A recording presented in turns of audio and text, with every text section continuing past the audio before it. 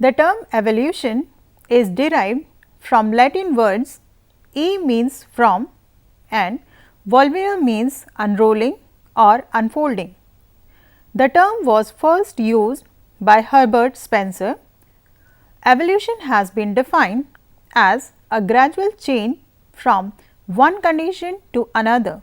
Therefore, biological evolution is genetic change in a population from one generation to another.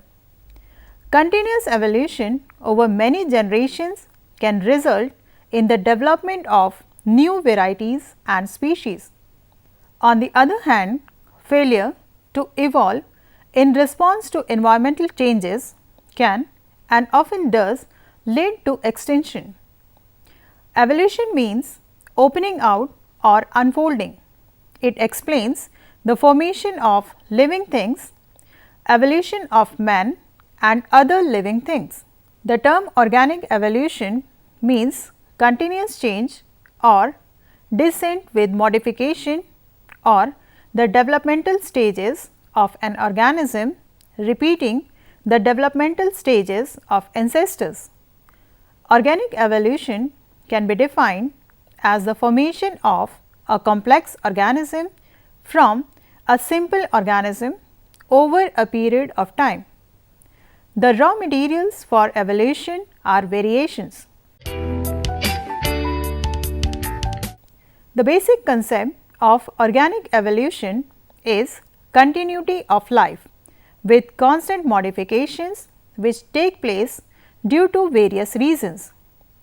Environmental conditions in nature are unstable and ever changing.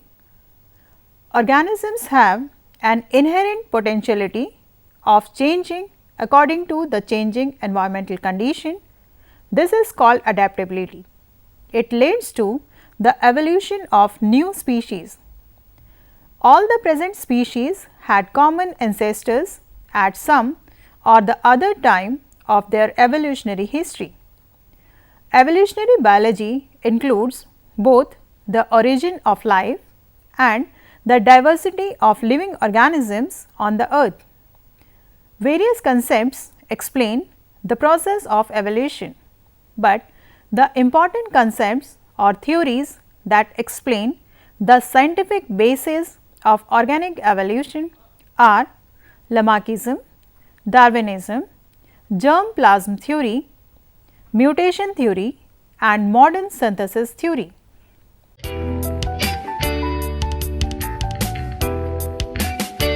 Various theories of organic evolution exist, of which 5 theories are accepted universally. They are theory of inheritance of acquired characters, also known as Lamarckism, theory of natural selection or Darwinism, modern synthetic theory of evolution, Weizmann's germ plasm theory, Hugo de Very's mutation theory. The theory of organic evolution explains convincingly the origin of life.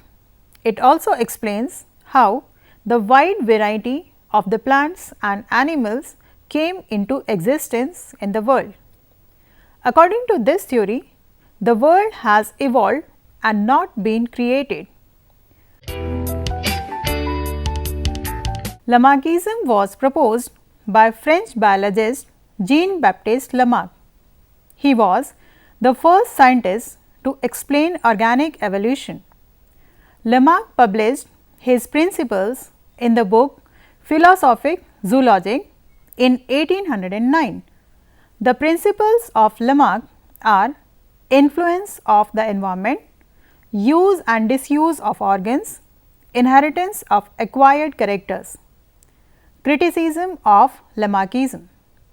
Lamarck's third principle, inheritance of acquired character, was highly criticized, but the remaining two principles, use and disuse of organs and influence of the environment, were accepted by many scientists.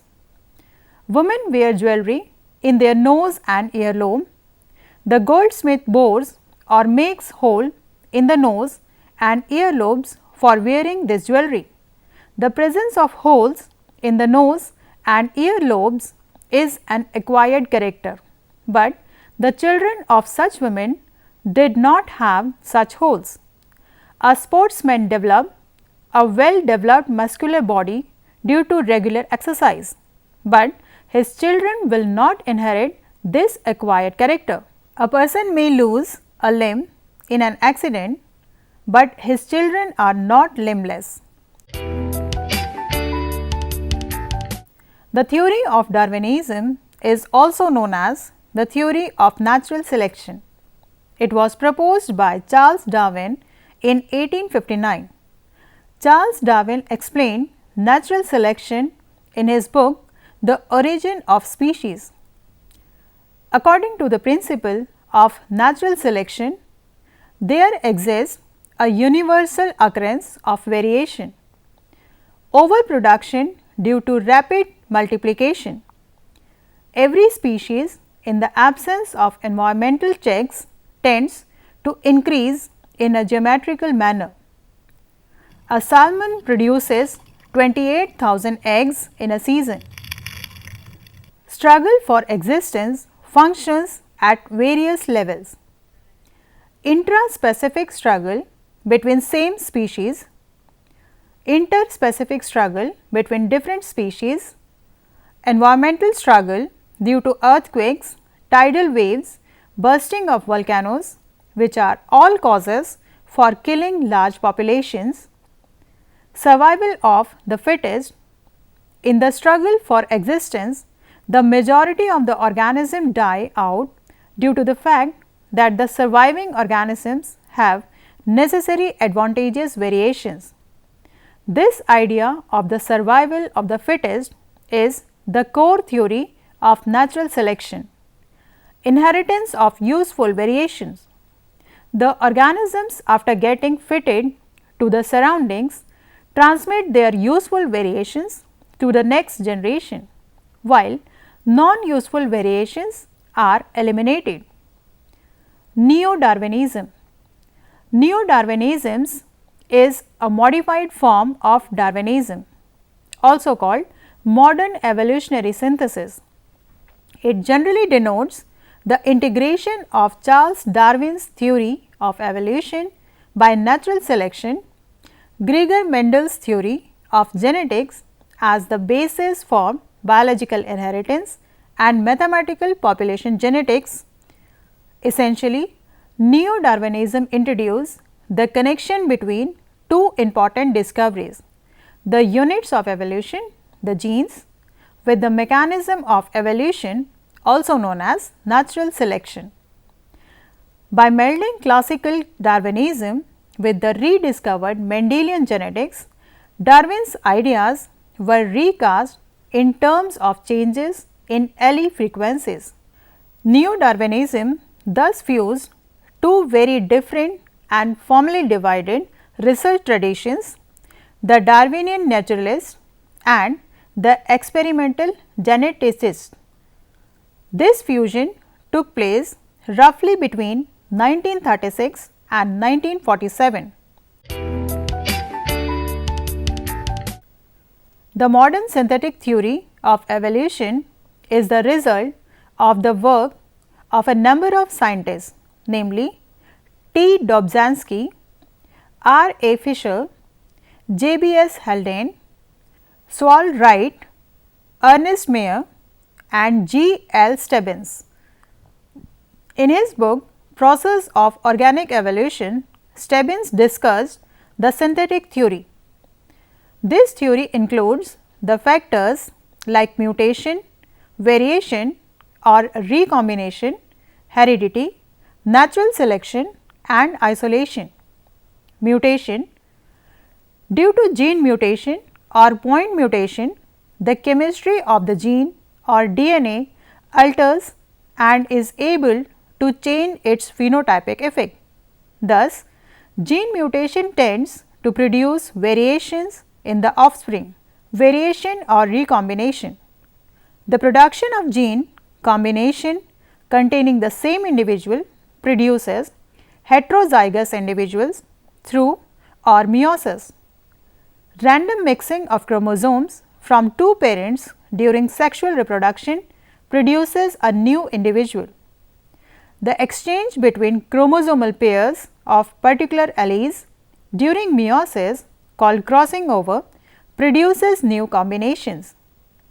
Chromosomal mutation such as deletion, duplication, inversion, translocation and polyploidy also result in variation. Heredity.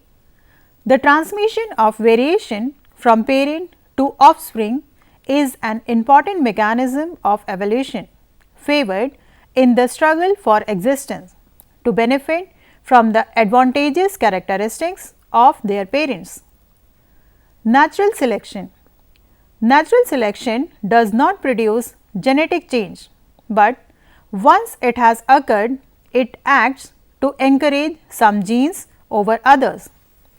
Further, natural selection creates new adaptive relations between population and environment by favoring some gene combinations, rejecting other and constantly modifying and molding the pool. Isolation. Isolation of organism of a species into several population or groups under psychic, physiological or geographical factors is supposed to be one of the most significant factors responsible for evolution. The mutation theory was given by Hugo de Verres in 1901 in his book De Mutation Theory.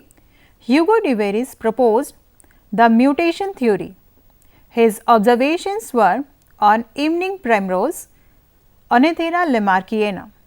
He studied this plant in wild forms for many years continuously and observed certain spontaneous changes in some of these wild plants.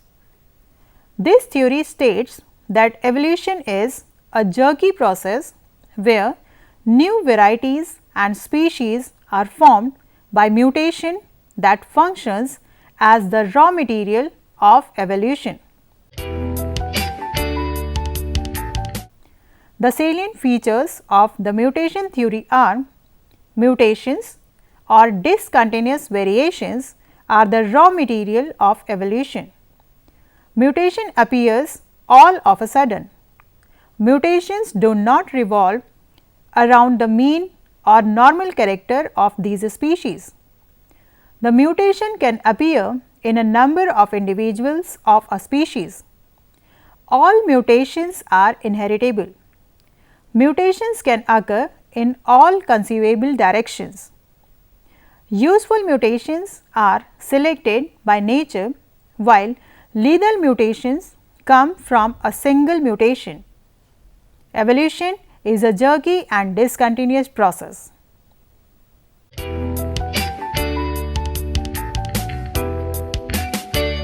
Friedrich Leopold August Weismann was a German evolutionary biologist.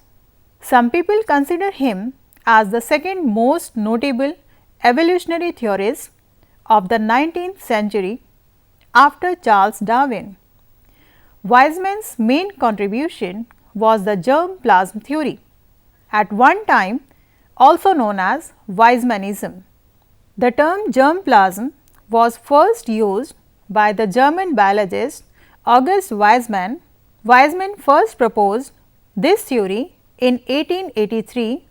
It was later published in his treatise Das Keimplasma, 1892, The Germ Plasm, a Theory of Heredity.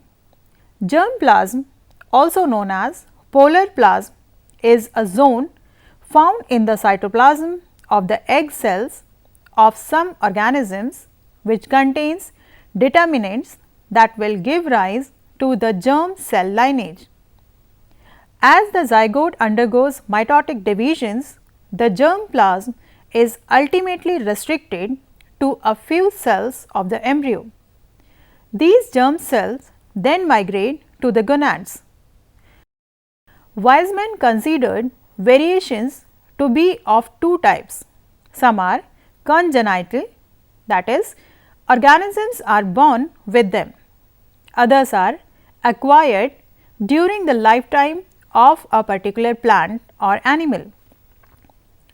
Weismann was greatly concerned with the second type of variations, the acquired characters. He gradually developed his theory of germ plasm to explain the acquired characters could not be inherited. Weismann conducted the experiment of removing the tails of 68 white mice repeatedly over 5 generations and reporting that no mice were born in consequence without a tail or even with a shorter tail. He stated that 901 young were produced by 5 generations of artificially mutilated parents, and yet there was not a single example of a rudimentary tail or of any other abnormality in this organ. Weismann was aware of the limitations of this experiment and made it clear that he embarked on the experiment precisely because at the time there were many claims of animals inheriting mutilations. He was referring to a claim regarding a cat that had lost its tail, having numerous tailless offspring. There were also claims of Jews born without foreskins. None of these claims, he said, were backed up by reliable evidence that the parent had in fact been mutilated, leaving perfectly plausible possibility that the modified offspring were the result of a mutated gene. The purpose of his experiment was to lay the claims of inherited mutilation to rest. The results were consistent with Weismann's germ plasm theory.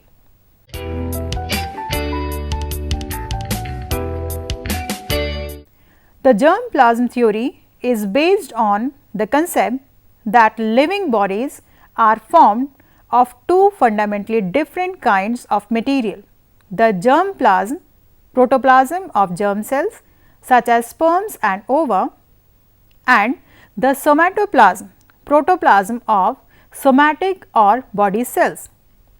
The germ plasm is responsible for the development of reproductive parts and remains in the organism, sealed and secluded from the somatoplasm, which develops out of the germ plasm. In course of time, the germ plasm gives rise to offspring in which again the germ plasm remains separate from the new somatoplasm that it develops. Thus, the germ plasm is a continuous stream from generation to generation, while the somatoplasm is formed anew at every generation and is discontinuous. In bisexual plants and animals, at every generation, the germ plasm stream becomes a confluence of the maternal and the paternal streams. Weismann concluded that the somatoplasm is discontinuous entity and so any variation in it cannot be inherited. The somatoplasm does not influence the germ plasm, only those mutations which are germinal in their origin can possibly be handed down.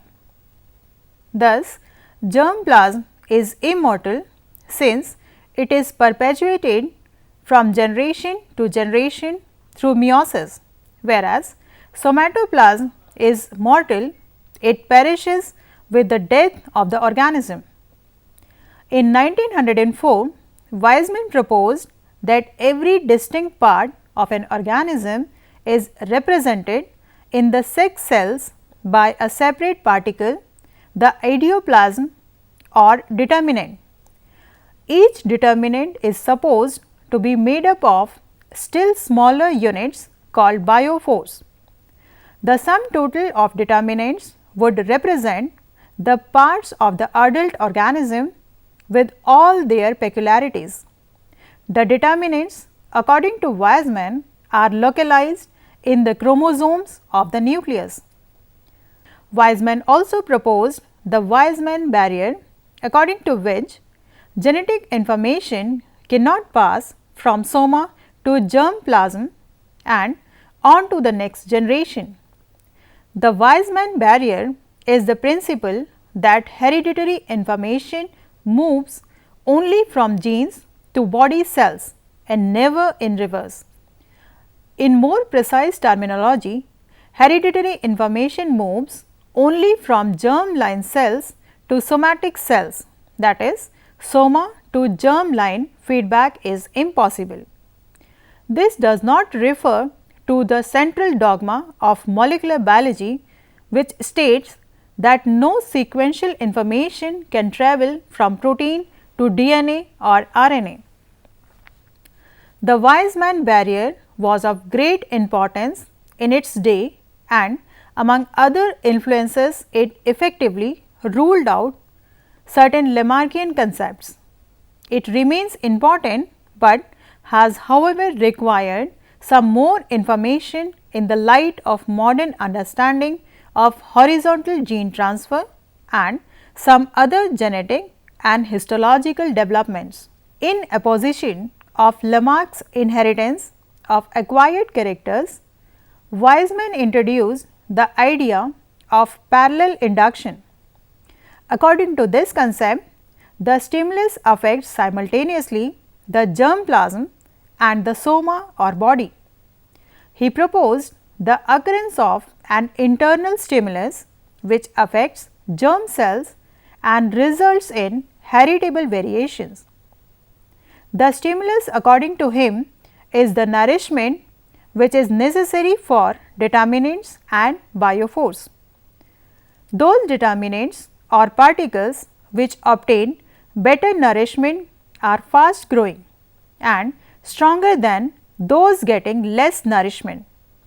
Correspondingly, these particles tend to produce either stronger or weaker part or organ in organisms.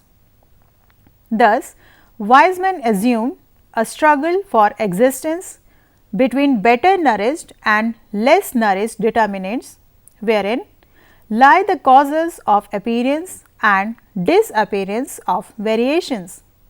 To account for polymorphism, Weizmann developed a hypothesis of germinal selection. He said that the germ plasm has got not a single set of determiners, but a number of different sets of determiners.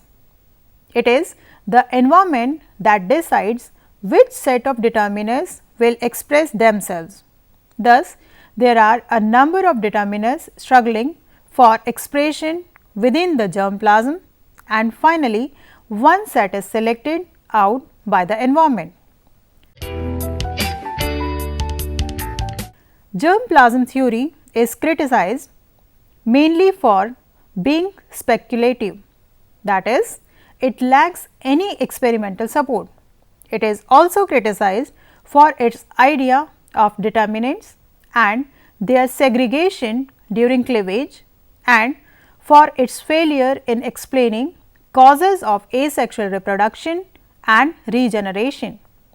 This idea rules out the inheritance of acquired characteristics as proposed by Jean-Baptiste Lamarck. The part of Weizmann's theory which proved most vulnerable was his notion that the germ plasm, effectively genes were successively reduced during division of somatic cells. As modern genetics developed, it became clear that this idea was in most cases wrong. Cases such as Dolly, the famous clone U via somatic cell nuclear transfer, proved that adult cells retain a complete set of information as opposed to Weizmann's increasingly determined gradual loss of genetic information, putting this aspect of Weizmann's theory to rest as a general rule of metazoan development. However, genetic information is readily lost by somatic cells in some groups of animals. The best known examples are the nematodes, in which the phenomenon of chromatin diminution was first described by Theodore Boveri in 1887. The idea was to some extent anticipated in an 1865 article by Francis Galton published in Macmillan's Magazine, which set out a weak version of the concept. In 1889, Weizmann wrote to acknowledge, "You have exposed in your paper an idea which is in one essential point nearly allied to the main idea contained in my theory of continuity of germ plasm. The notion that germ cells are unaffected by somatic cells or their environment is also proving to not be absolute. Chemical modification of the nucleotide bases that constitute the genetic code, such as methylation of cytosines as well as modifications of the histones around which the DNA is organized into higher order structures, are influenced by the metabolic and physiologic state of the organism and in some cases can be heritable. Such changes are called epigenetic because they do not alter the nucleotide sequence. The idea of continuity and immortality of germ plasm prepared the ground for the continuity of chromosome or DNA from one generation to the next. It made ground for the understanding of the concept of particulate inheritance of Mendel. It provides some clue about genes or determinants which reside in chromosomes and represent some part of animal body. The greatest contribution of this theory, according to the embryologist, is that it proposes the division of germ plasm and somatoplasm during cleavage of the zygote during the embryogenesis.